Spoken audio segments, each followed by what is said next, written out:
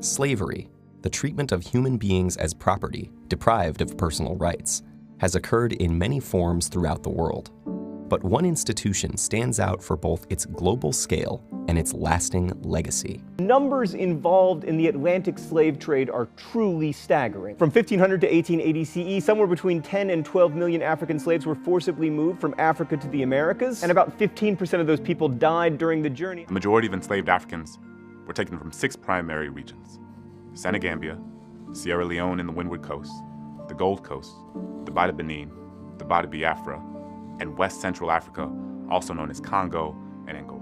An estimated 12.4 million people were loaded onto slave ships and carried through what became known as the Middle Passage, which moved across the Atlantic and included many different destinations. Once in the Americas, the surviving slaves were sold at a market very similar to the way cattle would be sold. After purchase, slave owners would often brand their new possession on the cheeks, again, just as they would do with cattle. The lives of slaves were dominated by work and terror.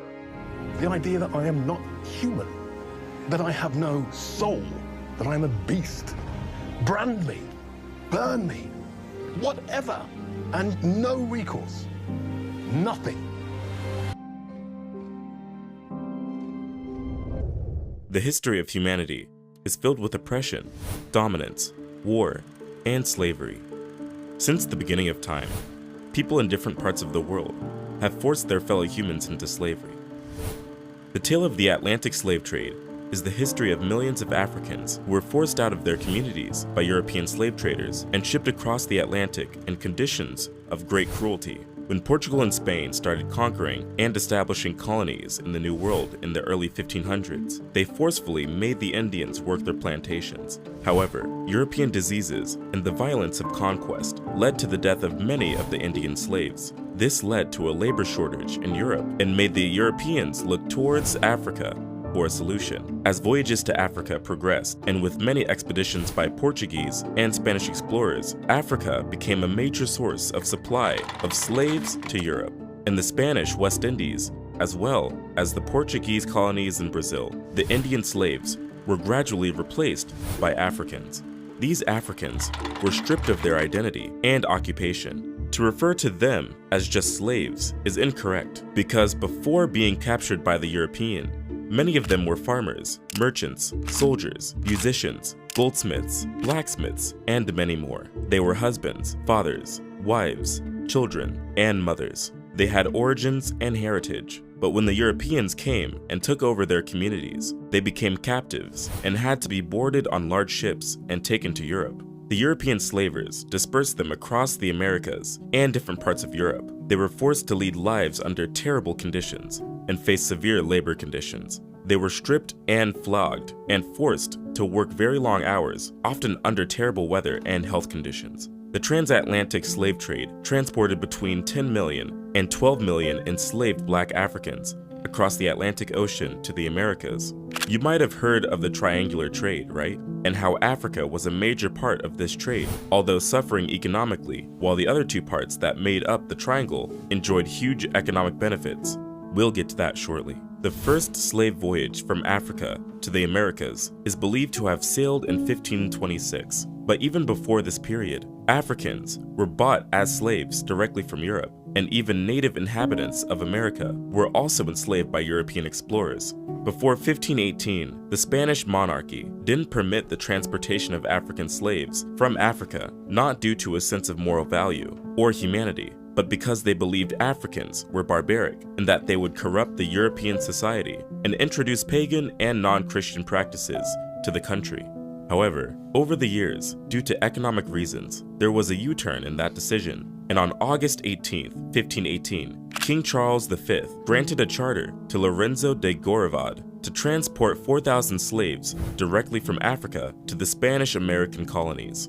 Over time, King Charles changed the law established by his grandparents and then permitted slaves to be brought into Spanish colonies in America from Africa on the condition that they would be converted to Christianity during their voyage across the Atlantic Ocean. With this new decree in place, there was an explosion in the number of slaves moved from Africa to America. There was an immediate expansion of the slave trade in the Western Hemisphere. European slave traders gathered and imprisoned the enslaved at forts on the African coast, and then brought them to the Americas. Generally, the European slave traders did not participate in the raids because their life expectancy in sub-Saharan Africa was less than a year due to the widespread malaria infection. So the majority of people that were transported in the transatlantic slave trade were people from Central and West Africa that were captured by other West Africans and sold to the Western European slave traders. The transatlantic slave trade was essential to the whole economics of the triangular trade route, and European colonies in America needed the supply of slaves for their plantations. Speaking of essential, it's essential for you to like this video and subscribe to the channel for more content like this. They don't want us sharing stories like this, but we're going to continue anyway with your support. The triangular trade. Now, let's dive a little deeper into what the triangular trade route was all about. The triangular trade route is simply the trade structure that operated across the Atlantic region. This triangular trade route across the Atlantic took goods from Europe to Africa. Some of the goods taken to Africa include arms, textiles, and wine. On the other side of the triangle was the movement of African slaves to the Americas and the West Indies. The last side of the triangle was the movement of raw materials such as sugar, coffee, tobacco, rice, and cotton produced on American plantations back to Europe. The triangle involved 3 continents, with Europe providing the capital, Africa providing the labor, and America providing the land and resources. There was always a supply to the European market. The story of the transatlantic slave trade involves the story of all people in the 3 continents, but most importantly, those involved in the Middle Passage voyage. The trade route that transported slaves is known as the Middle Passage. The voyage is often marked with a lot of difficulties and even death. Depending on the weather, the voyage could take about 3 to 6 months. The passage was so brutal that the ships not only lost the people being transported as slaves, but in some cases, the crew also lost their lives. The mortality rate for sailors on slave ships was approximately 20%. The ships had a particular design and varied in size and passenger capacity. The conditions of these ships were inhumane. The African slaves were locked up below the deck in cramped quarters and only had a little opportunity to be out in the sunlight, and they were forced to carry out certain enforced exercises in the form of dancing to ensure that they were healthy and in good posture when they get to Europe. Inside of these decks was sticky and filled with the stench of dirt, feces, and urine. Research published in 1794 estimated that a man inside the deck had just a space of 6 feet by 1 foot 4 inches, and a woman had 5 feet by 1 foot 4 inches. The girls had 4 feet 6 inches by 1 foot. The air inside the deck was hot, stale, and filled with the incessant smell of dirt and human excreta. The slaves suffered from starvation and thirst, and only had 24 ounces of water every day, i.e. the equivalent of 2 12-ounce soda cans of fluid per day. Their major food was horse beans and rice. The captives were packed tightly in tiers below decks and were chained together, hands and feet. The voyage was characterized by many difficulties, and the captives were faced with issues that included epidemic diseases and attacks by pirates. They also experienced physical, sexual, and psychological abuse by slave traders and crewmen.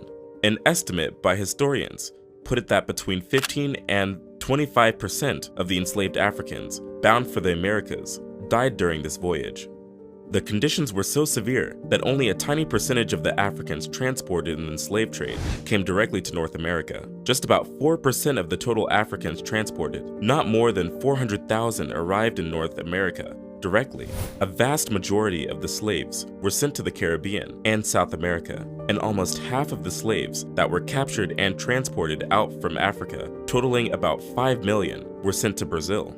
I know you will be wondering how thousands of slaves couldn't overpower hundreds of crewmen. Well, there was one popular situation where African slave trades revolted and took over their ships.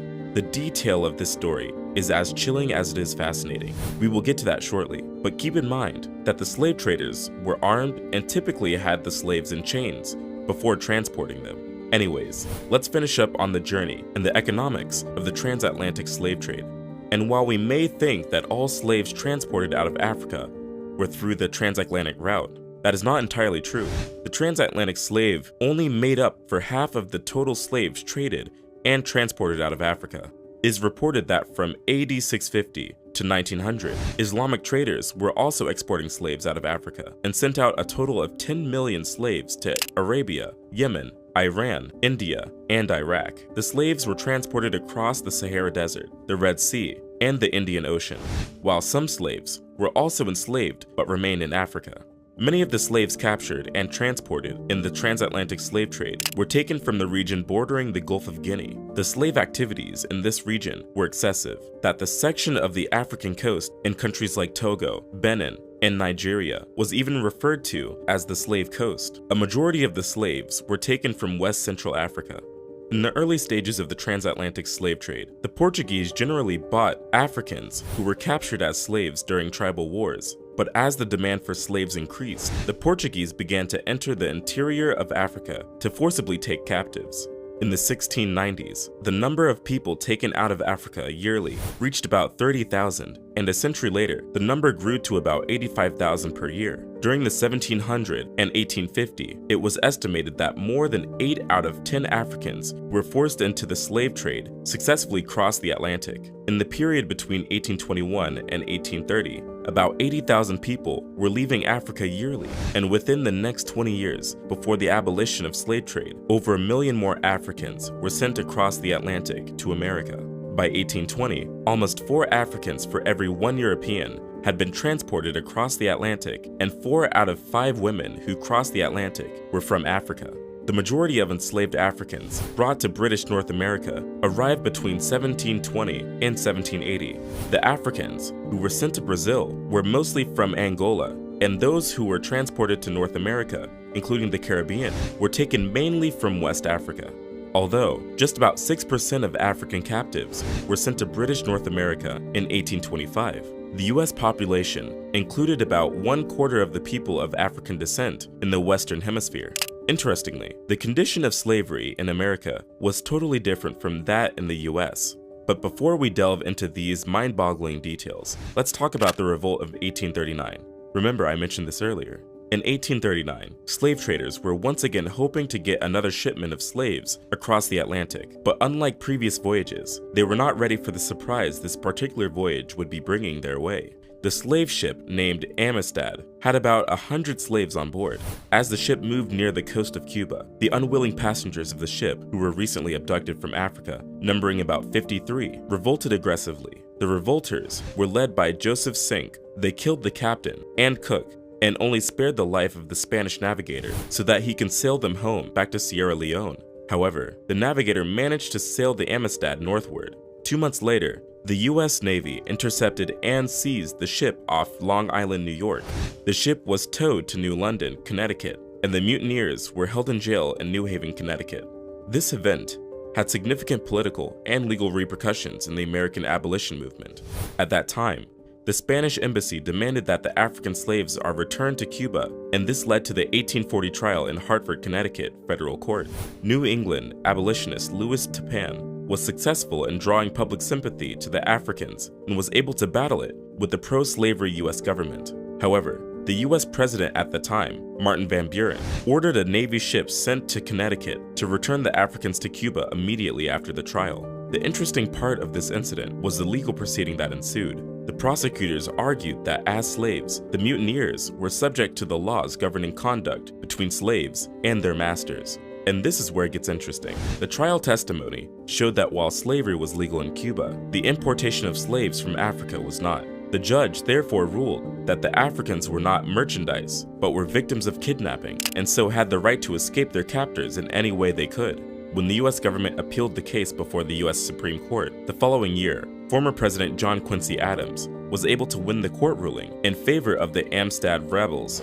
The Supreme Court upheld the judgment of the lower court through contributions from private and missionary societies. The 35 surviving Africans secured a passage home. They arrived in Sierra Leone in January 1842 alongside 5 missionaries and teachers who later founded a Christian mission in the country.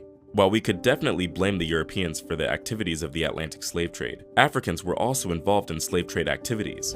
Africans were involved in kidnapping adults and stealing children for the purpose of selling them. They used European intermediaries or agents to sell off these captives in exchange for merchandise or arms.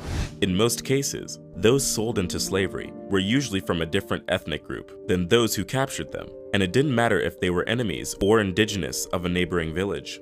The captive slaves were stripped of any identity they had and simply referred to as other. They were not seen as part of the people of the ethnic group or tribe. Also, while African kings were very much interested in protecting their villages, in some instances, thieves and criminals were sold out into slavery as a way to get rid of them. Many other slaves were gotten through raids at gunpoint, which were organized by different ethnic groups, and in some instances, as a joint venture with the Europeans.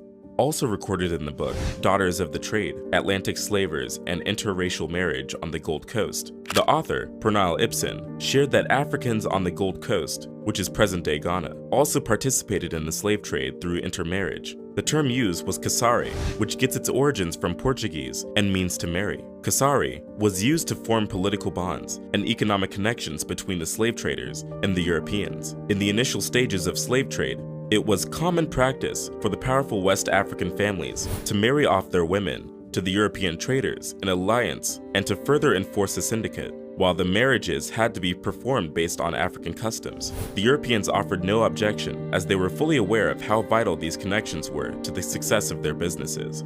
In the initial stages, we may argue that Africans had no idea of the exact condition of the slave trade and the experience of those sold into the slave trade. However, according to Robin Law, there is a possibility that the royal elites of the Dahomey Kingdom must have had an informed understanding of the fates of the Africans sold into slavery. This is because the King of Dahomey sent diplomats to Brazil and Portugal who returned with information about their trips. Also, some of the elites of Dahomey had experienced slavery in America before returning home. So the only opposition the Kingdom of Dahomey had against slavery was the law that prohibited the enslavement of a fellow Dahomean. Anyone caught doing this faced the death penalty, and while the kingdom was against this, they had no issue with the institution of slavery. The case was different on the Gold Coast, which is present-day Ghana. Here, elites sent their kids to learn about the slave trade from the Europeans by sailing with them and living inside their forts. Some even sent their children to Europe and America to be educated. Elites on the Gold Coast also had agreements with the Dutch and British governments to rescue some of their friends who were tricked into slavery in America. However, a common assumption by many Africans who were not aware of the true purpose of the Atlantic slave trade was that the Europeans were cannibals who planned on cooking and eating their captives. This rumor even made it more distressing for the captives who were locked in ships sailing to Europe. The transatlantic slave trade led to an uncountable loss of lives for both captives in and outside America. A BBC report indicated that more than 1 million people are thought to have died during their transport to the New World. More died soon after their arrival due to terrible health conditions, although the number of slaves that died when bought as slaves is unclear. One thing we are sure of is that this number may exceed the number of those that survived to be enslaved. The Atlantic slave trade led to the destruction of lives and cultures. It is estimated that about 12 million slaves entered the Atlantic trade between the 16th and 19th centuries, and about 1.5 million died on board slave ships. And apart from those who died in the Middle Passage, it is also estimated that many Africans were killed during the slave raids and wars in Africa. Canadian scholar Adam Jones has characterized the deaths of millions of Africans in this period as a genocide. He referred to it as one of the worst holocausts in human history.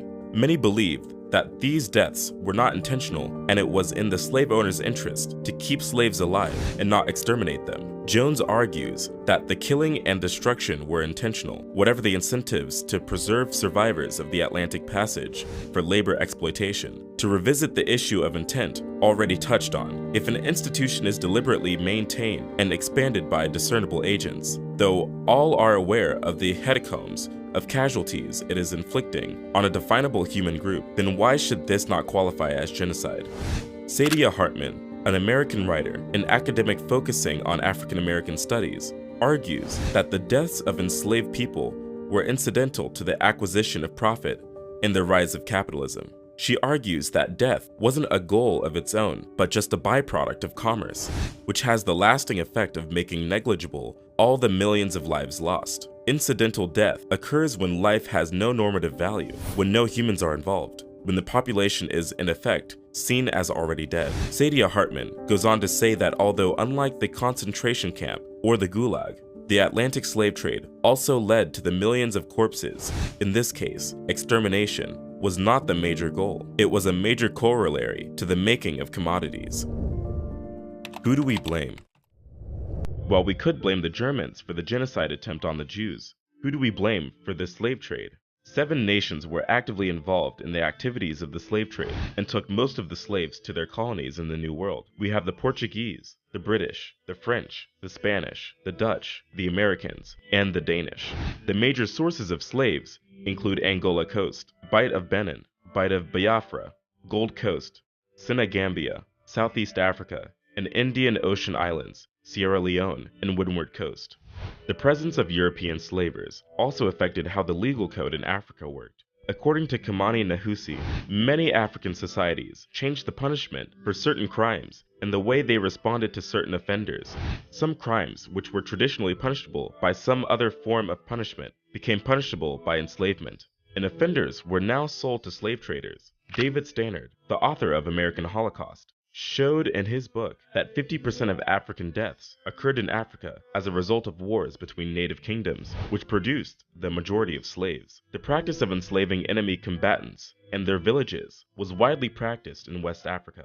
Indeed, the slave trade was largely a byproduct of tribal and state warfare. By selling off captives, they were also able to finance future warfare and also remove potential dissidents after victory. However, some of the African nations, such as Igala, Kabu, Bono State, Oyo, Ashanti, Dahomey, and the Oro Confederacy, were more brutal in this practice. Truly, Africans were fully involved in the slave trade and even aided it in many ways. But we can't take away the fact that the Europeans provided the incentives that made this activity thrive. In one of the letters written by Manikongo Nzinga Afonso to the King João III of Portugal, he writes to the king requesting that the king stop sending merchandise that is fueling the war between the different tribes. He begs the king to stop sending merchandise and rather send more missionaries. In one of his letters, he writes, "Each day the traders are kidnapping our people, children of this country, sons of our nobles and vassals, even people of our own family. This corruption and depravity are so widespread that our land is entirely depopulated. We need in this kingdom only priests and school teachers and no merchandise. Unless it is wine and flour for mass, it is our wish that this kingdom is not a place for the trade or transport of slaves. Many of our subjects eagerly lust over Portuguese merchandise that your subjects have brought into our domains. To satisfy this inordinate appetite, they seize many of our black free subjects. They sell them, after having taken these prisoners to the coast, secretly or at night. As soon as the captives are in the hands of white men, they are branded with a red-hot iron." Despite the vast consequences of the transatlantic slave trade, there have been worldwide apologies from different nations that benefited and grew their economy based on labor from the slave trade. In 1998, UNESCO designated 23 August as International Day for the Remembrance of the Slave Trade and its abolition. This led to several other events that recognized the adverse effects of slavery on the African continent. In 2001, during the World Conference Against Racism in Durban, South Africa, African nations demanded a clear apology for slavery from the former slave trading countries. Some nations were ready to express an apology. However, the opposing countries, majorly the United Kingdom, Portugal, Spain, the Netherlands, and the United States, blocked any attempt to do so. The reason for this opposition by these countries could be due to concerns that accepting their involvement in slavery would also require that they make monetary compensations to the affected African nations. Since 2009, there has been a continuous effort by the UN to create the UN Slavery Memorial as a permanent remembrance of the victims of the Atlantic slave trade. This video is crazy, but if you want to learn some more Black history that they never taught us in school, click the link in the screen. It's a story I'm sure you don't want to miss. We'll see you over there.